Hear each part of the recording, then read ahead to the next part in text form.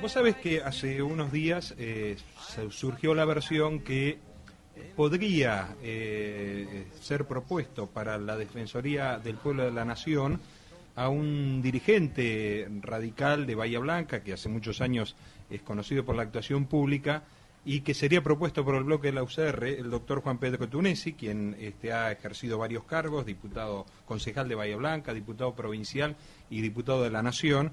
Y bueno, aparentemente podría ser o tener viabilidad esto, siempre y cuando, digamos, avance también la propuesta del oficialismo, donde el ex jefe de gabinete, Abal Medina, sería propuesto por el oficialismo. Bueno, entre estos dimes y diretes y estas discusiones típicas de lo que tiene que ver con los nombramientos, todavía no se ha propuesto, pero tenemos la suerte de tenerlo a Juan Pedro. Se lo preguntamos aquí a él directamente. Lo vamos a presentar. ¿Qué tal, Juan Pedro? Buenas tardes. Hola, un gusto. ¿Cómo les va? Gracias por invitarme. No, gracias a vos. Siempre, digamos, siempre atento. Cuando Juan Pedro lo llaman, es requerido. Muchas gracias. Siempre recuerdo cuando estabas en el Consejo Deliberante, había gente de la Ciudad de Fomento y preguntaban si eras vos o un clon, porque aparecías en todas las reuniones.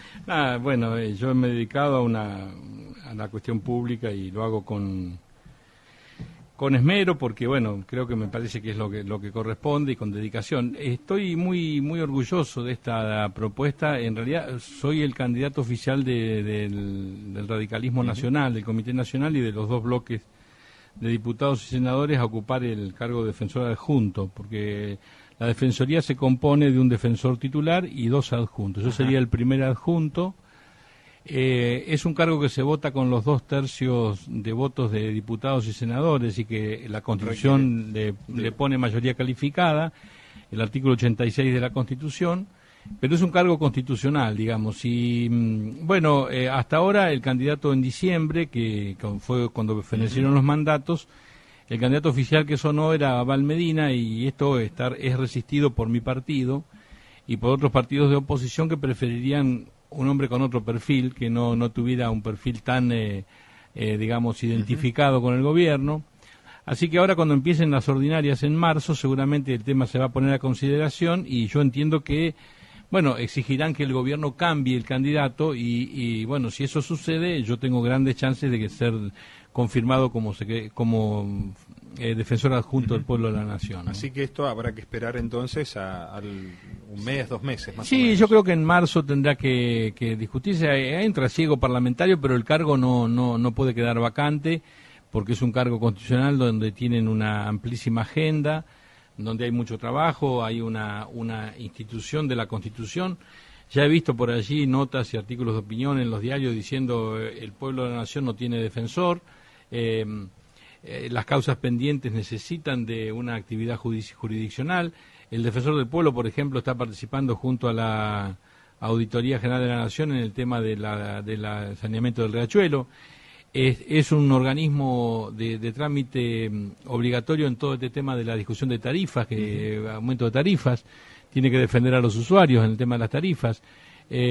Tiene mucha incumbencia con todos los temas de los nuevos derechos, los derechos de género, los temas de la mujer, el tema vinculados al medio ambiente. Así que yo creo que tiene una amplísima incumbencia, y confío que el cargo sea cubierto, y si eso ocurre y bueno, a mí me designan, sería desde ya un enorme, orgullo, honor. La verdad que para mí, para la ciudad, entiendo también, y para mis correligionarios y para la gente en general, me parece que yo puedo ser muy útil a la sociedad desde ese lugar. Bueno, ojalá se cumpla. Bueno, gracias, Andrés. Juan Pedro, la última vez que estuvimos dialogando, vos tenías expectativas importantes respecto de que el acuerdo entre la UCR y el GEN, que constituyendo el FAP, iba a tener una elección que iba a estar entre el 20 y 25%. Esto estábamos hablando inclusive mucho antes de que irrumpiera Massa en el escenario electoral. Sí, claro. Ese acuerdo se hizo. Yo recuerdo que hubo bastantes dificultades, sobre todo que no pudieron congeniar o utilizar el esquema de internas abiertas. A mi juicio esto perjudicó las chances de ese espacio. Y después el resultado no acompañó estas expectativas. ¿Vos qué lectura haces? Yo creo que es un camino que comenzamos y que debiéramos profundizarlo. Por supuesto que a mí me parece que el tema de que no haya habido competencia, eso perjudicó, pero también hay que ver, el Frente Progresista en la provincia de Buenos Aires obtuvo un resultado promedio de entre 18 y 20 puntos en todas las secciones electorales del interior de la tenemos un grave problema en el Gran Buenos Aires, donde efectivamente nos caímos en el segundo cordón a 5 o 6 puntos, entonces al promediar la provincia dio como resultado de ese 12%. Pero en realidad la elección del interior fue una elección razonable, incluyendo la sexta sección. Estuvo un poco deslucida porque en Bahía, bueno, a nivel local no tuvimos tampoco el desempeño que esperábamos, no se malogró el acuerdo con la integración ciudadana por el que tanto trabajamos. Creo que eso repercutió, la gente eligió al candidato más conocido, más posicionado que de ese sector, que era Woskov, y me parece que eso hizo que él sacara alguna ventaja respecto a los demás. Y bueno, nosotros puede ser que nos hayamos equivocado, por ejemplo, acá tuvimos una primaria poco confusa, la gente no entendió, finalmente el radicalismo no tenía identidad, porque no tenía ni siquiera el voto radical tradicional pudimos defender, porque íbamos como frente. Pero bueno, todo eso conspiró y yo creo que la lista provincial no traccionó porque también hubo un componente más, que yo creo que la irrupción de candidatos fuertes en el medio de la boleta, como Héctor Gallo, como Marcelo Feliú, nos encontraron un poco desguarnecidos porque nuestra candidata local iba en tercer lugar, no en primer lugar. Eso ha sido un error del radicalismo seccional, imagino yo, no tener un candidato de Bahía. Por ahí de pronto uno lo veía bien como un aporte a una federalización de la integración de diputados, porque uno veía que si no iban a ser todos legisladores bahienses. Claro. Pero desde el punto de vista electoral le restaba competitividad. No, es así, la verdad que hay que resignarse. Yo les explico a los amigos de la sexta. Bahía Blanca representa el 50% del padrón de la sección, el 48%. Y además con un agregado, es una ciudad que tiene un acendrado localismo y vota candidatos conocidos, visibles, como si fueran propios. La gente no vota pensando en la región seccionalmente, vota al diputado del lugar. Entonces, tener un diputado de Deró, que es un gran dirigente y un muy buen diputado, Luis Oliver, es una persona no conocida acá. Me parece que fue un error. ¿Por qué lo cometimos ese error? Bueno, entre otras cosas porque yo calculé que la tercera candidata igual iba a llegar a ser diputada y porque nuestro arrastre de votos iba a hacer que, como históricamente ocurrió, metiéramos 3 diputados y no 2. Eso hizo que, alcanzáramos 2, estuvimos a punto de alcanzar el tercero, pero eso después, ¿qué pasó? Creció un poco más Feliú y se quedó con el cuarto Feliú en detrimento de nuestra posibilidad. Sí.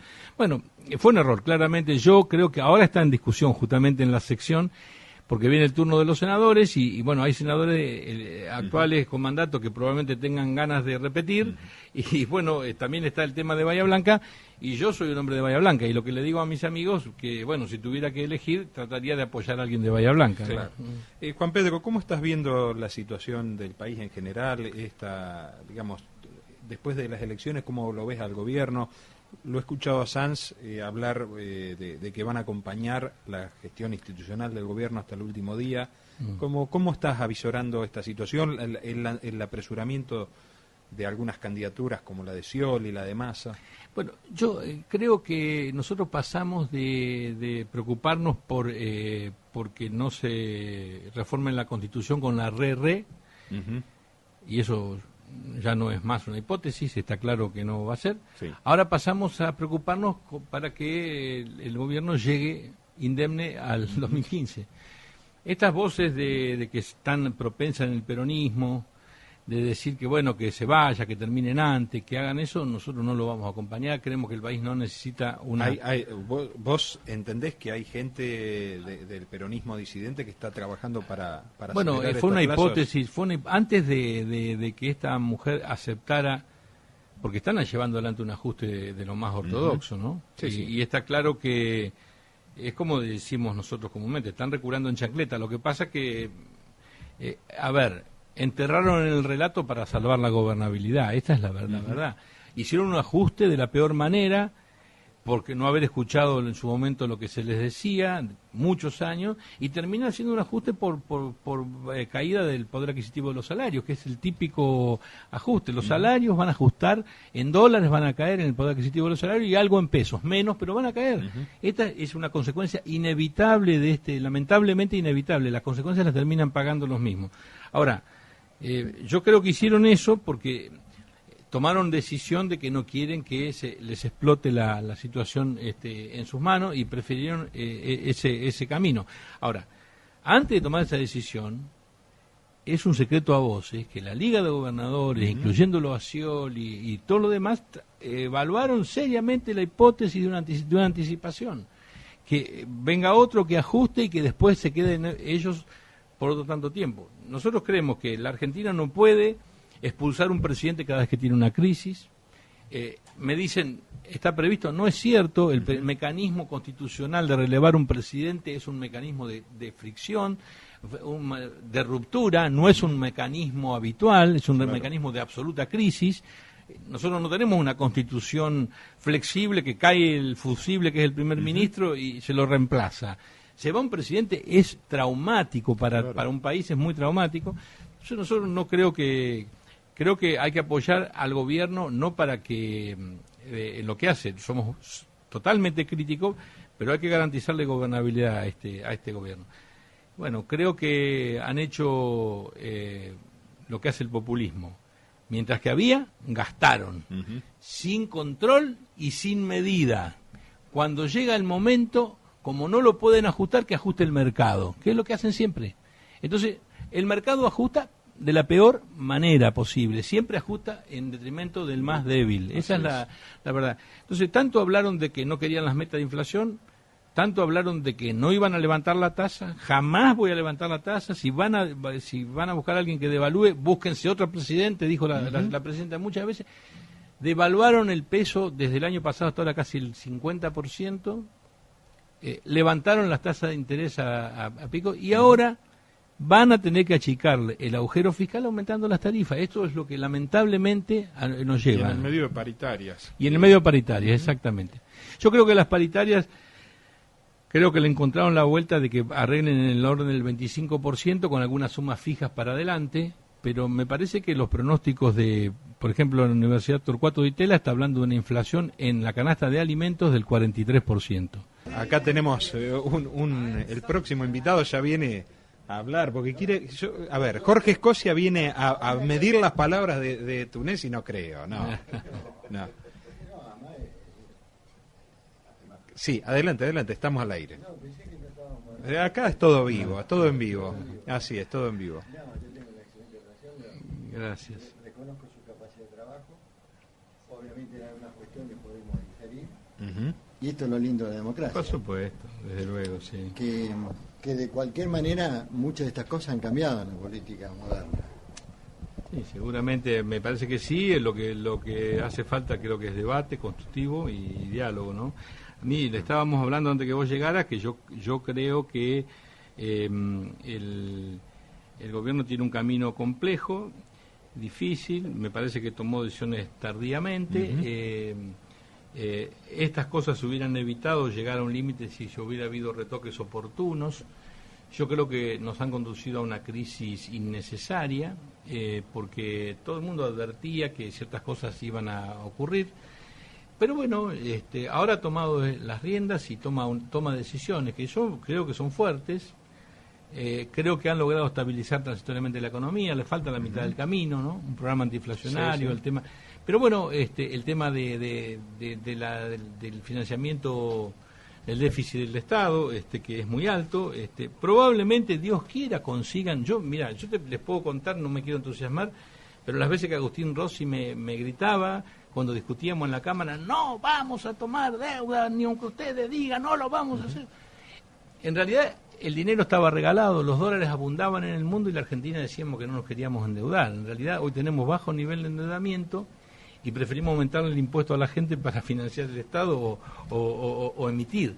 La verdad que la Argentina podría tener un nivel razonable de acceso a los mercados, financiarse, pagarle como le van a pagar a Repsol. Le dijimos que hay que pagarle a Repsol, no se puede robar empresas y no pagarlas. Bueno, hoy y estarían cerrando el acuerdo, seguro, ¿no? Entre YPF y Repsol. Sí, yo creo que ha tomado un baño de realismo el gobierno. Y bueno, la presidenta dice cosas que son como esos león heridos, digamos, que tiene que decir cosas muy fuertes para esconder que están haciendo los deberes que no querían hacer. Esa es un poco la conclusión. Juan Pedro, diera la impresión, por la situación política que hay en la región, cuando hablamos de la región estamos hablando de Sudamérica, que lo que fue una ola política donde se suponía que los gobiernos nacionales y populares, más allá de la cuestión opinable, claro, pero tenían auge, empiezan a tener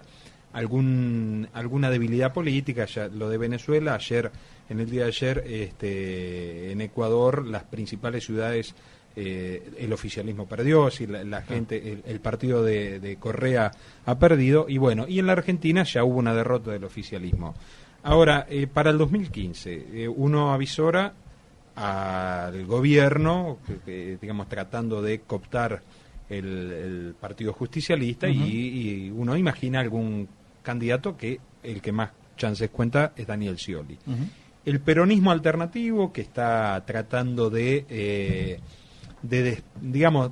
captar, además del voto peronista, también el voto independiente, y de hecho ha ido a la casa de funcionarios e intendentes radicales con el Frente Renovador de Sergio Massa.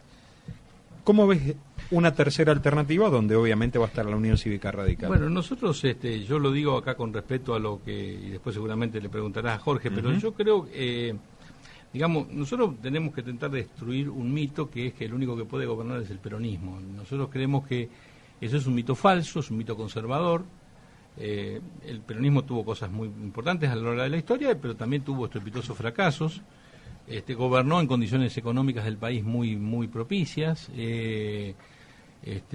La primera etapa de Perón, del 46 en adelante, fue una etapa altamente beneficiosa en precios internacionales, en términos de intercambio, un mundo ávido de nuestros productos. Después hubo un ajuste, en el 51 para adelante, como es Morales, todo eso significó un ajuste.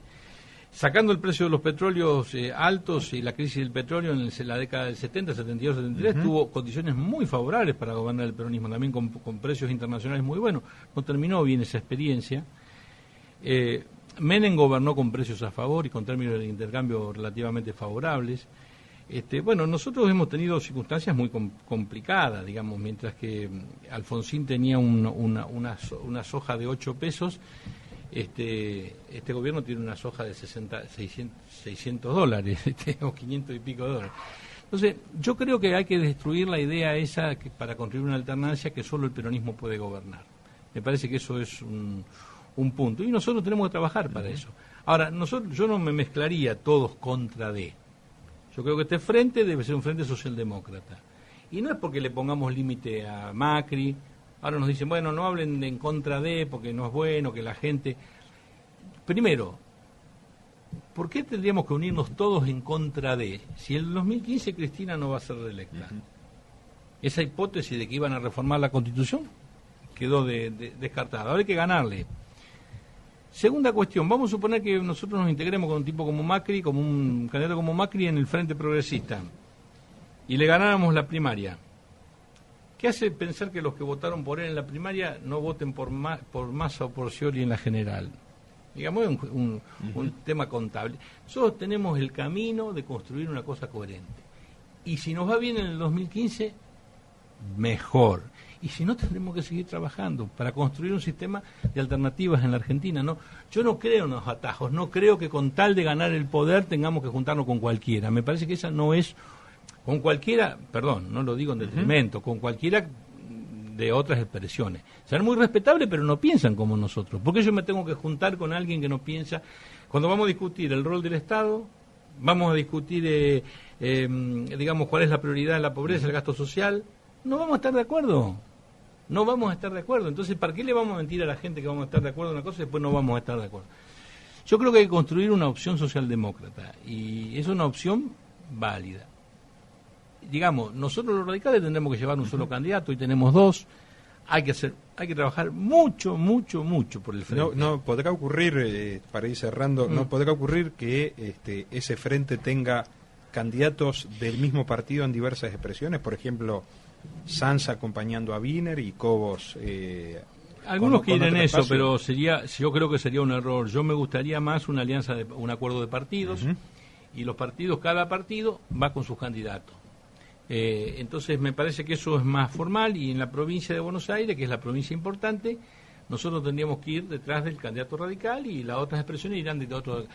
El hallazgo no sería cómo administramos eso. El hallazgo sería si podemos transmitirle a la gente que, a pesar de discrepar, de votar y de discutir entre nosotros, somos capaces de gobernar o somos capaces de respetarnos. Y eso es la cultura de las coaliciones, que le falta a la Argentina, a la política argentina. Estamos camino a eso. Hay que trabajar mucho, por eso que todavía el camino es un poco incierto, pero yo creo que lo vamos a lograr. Bueno, vamos a ir cerrando con Juan Pedro Túnez, y en la próxima capaz que venís como funcionario, bueno, no sé, funcionario o ¿cómo sería el cargo? Sí, el cargo de defensor del pueblo es un cargo de un funcionario de la Constitución, es un organismo de la Constitución.